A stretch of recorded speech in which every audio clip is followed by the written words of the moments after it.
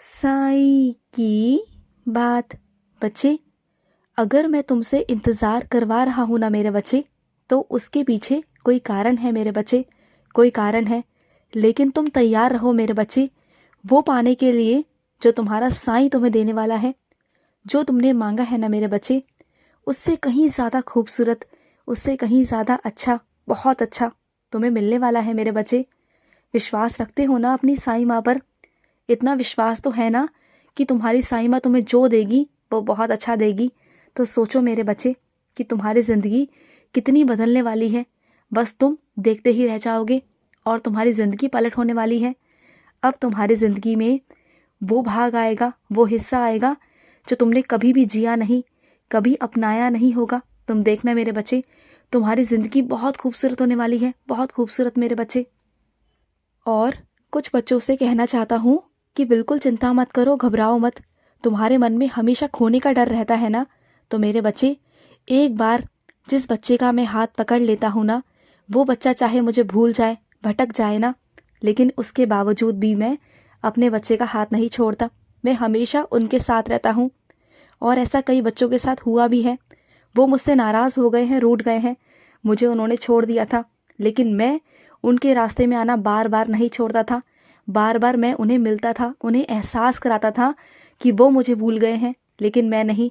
क्योंकि मैं अपने बच्चों का अगर एक बार हाथ थाम लेता हूँ ना, तो ज़िंदगी भर छोड़ता नहीं। उनकी हमेशा उनके साथ रहता हूँ, उनकी परछाई बनकर उनका साथ देता हूँ, उनकी समस्याओं का हल करता हूँ, हमेशा उनके साथ होता हूँ, उनकी परछाई बनकर, उनका सारथी बनकर उन्हें सही मार्ग दिखाता हूँ। और सुनो मेरे बच्चे, तेरी ज़िंदगी में जो खुशियाँ मुंह मोड़ गई थी ना मेरे बच्चे, जो खुशियाँ 2 कदम पीछे चली गई थी, अब वो खुशियाँ वापस आएंगी तेरी ज़िंदगी में। तुम देखना मेरे बच्चे, जो ज़िंदगी से तुम्हारी इच्छा ख़त्म हो गई थी ना जीने की, अब वो वापस आएगी। तुम जियोगे मेरे बच्चे, खुलकर जियोगे, खुशी से जियोगे। अब वो तुम्हारी ज़िंदगी वापस आएगी, वो खुशी वापस आएगी, वो वजह वापस आएगी मेरे बच्चे। तुम देखते जाओ। अगर तुम अपने साईं पर विश्वास करते हो ना, तो बस देखते जाओ कि अब तुम्हारे साईं की लीला कैसे होने वाली है। और सुनो, जो पैसों की ज़रूरत है ना तुम्हें, उसका इंतज़ाम मैं करवा रहा हूँ मेरे बच्चे। मैं जानता हूँ मेरे बच्चे, तुम्हें बहुत ज़रूरी है अभी पैसे, तुम्हें उसका उपयोग करना है किसी बहुत महत्वपूर्ण काम में। तो मेरे बच्चे, तुम चिंता मत करो, मैं उसका इंतज़ाम करवा दूंगा। तुम बिल्कुल चिंता मत करना, मैं तुम्हारे साथ हूँ। मैं तुम्हारा विश्वास टूटने नहीं दूंगा मेरे बच्चे, बिल्कुल टूटने नहीं दूंगा। और सुनो, अपने कुछ बच्चों से कहना चाहता हूँ, अगर तुम्हारी ज़िंदगी में परेशानी आती है या दुख आता है ना मेरे बच्चे, तो साईं सचरित्र का सहारा लिया करो, वो पढ़ा करो मेरे बच्चे।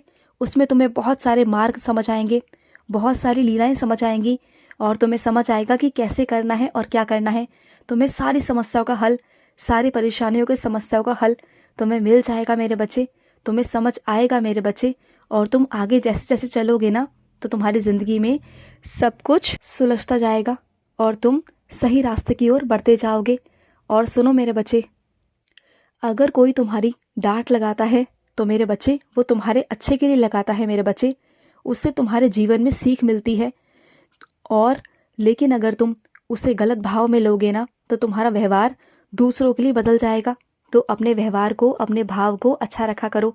अगर कोई तुम्हें डांटता है, तो उसे सकारात्मक लिया करो, उसे नकारात्मक मत लिया करो।